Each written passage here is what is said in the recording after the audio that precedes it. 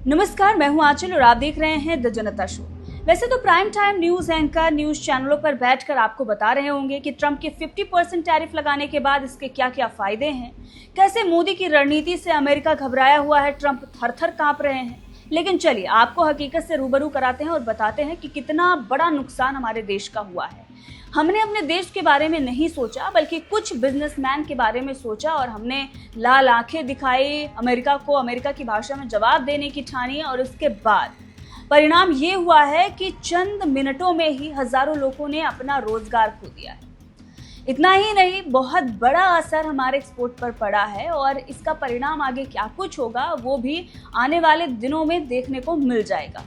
तो भले ही हम ये कह रहे हो हमारी फॉरेन पॉलिसी बहुत अच्छी है, हमने ये रणनीति बना ली, वो रणनीति बना ली, लेकिन जो हमारा बड़ा बाजार है उसे हमने खो दिया है और यही है हकीकत।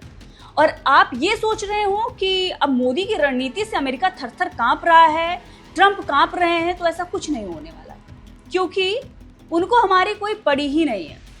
जो अमेरिका के नेता हैं उन्हें कोई लेना देना नहीं, क्योंकि भारत जैसे तमाम देश उनके आगे पीछे घूम रहे हैं, उन्हें क्या ही फर्क पड़ने वाला।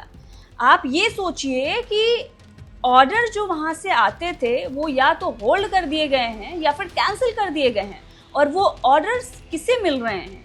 वो पाकिस्तान जैसे, बांग्लादेश जैसे, वियतनाम जैसे देशों को मिल रहे हैं।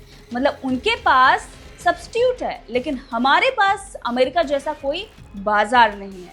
अब हमने जाकर ब्रिटेन से बात करनी शुरू की है और उसका भी परिणाम क्या निकलता है क्या नहीं, इसकी भी कोई गारंटी नहीं है कि वो हमारे पक्ष में ही होगा।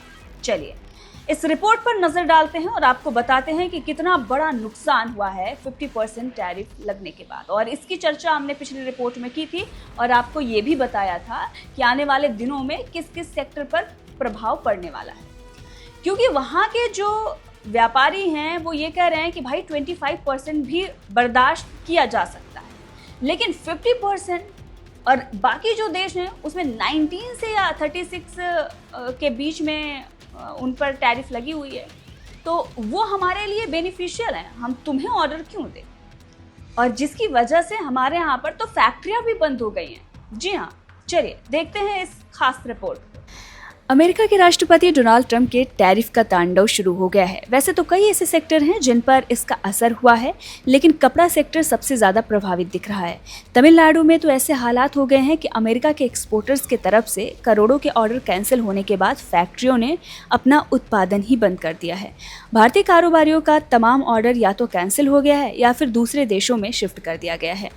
तमिलनाडु के तिरुपुर में कपड़ा उत्पादन करने वाली फैक्ट्रियां या तो सुस्त पड़ी हैं या फिर बंद हो गई हैं।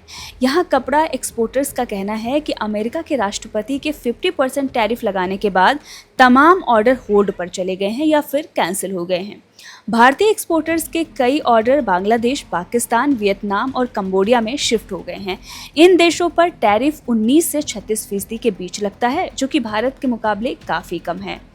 तिरुपुर के एक एक्सपोर्टर ने एक मीडिया चैनल से बात करते हुए बताया कि भारत से अमेरिका को जाने वाला तमाम शिपमेंट अब पाकिस्तान को मिल गया है।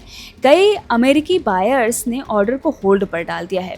कुछ एक्सपोर्टर्स का कहना है कि अमेरिकी बायर्स ने 25% टैरिफ सहन करने की बात कही है, लेकिन इसके दोगुना होने पर संभव नहीं हो पाएगा, ऐसा कह दिया है। उनकी शिकायत है कि टैरिफ के बाद कुछ प्रोडक्ट्स की कीमतों में 64 यानी कि 64% तक उछाल आ गई है, जो हमारे कॉम्पिटिटर के मुकाबले 35% ज़्यादा होगा। अब आपने यहाँ पर देखा कि किस तरह से भारत की जो मार्केट है वो डाउन हो गई है।